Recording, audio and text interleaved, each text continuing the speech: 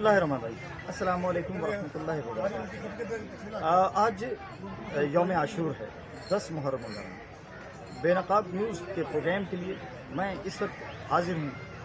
हम मुसलमानों के ईमान और अक़ीदे के मुताबिक जो आखिरी आरामगाह, हमारा आखिरी घर और अबदी घर यानी कब्रिस्तान में मौजूद है। रिवायतें हैं और बाकायदा इसका एहतमाम होता है कि 10 मुहर्रम के रोज़ हम मुसलमान जो हैं बड़ी तादाद में अपने मरने वालों की कब्रों पर जाया करते हैं और वहाँ जाकर गुलपाशी करते हैं, फातिहा पढ़ते हैं और फिर इस रोज़ जो है यौम आशूर के रोज़ हम अपने मरने वालों की कब्रों पे जाके उनकी कब्रों पे मट्टी तब्दील करते हैं।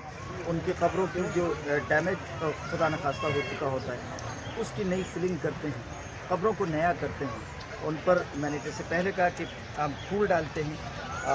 बहुत बड़ी तादाद में, आपको अगर मेरे कैमरा मैन दिखा सकें कि बहुत बड़ी तादाद में आज मुसलमान जो हैं वो अपने अपने प्यारों की कब्रों पर मौजूद हैं और अपने अपने प्यारे की कब्र को नई कर रहे हैं।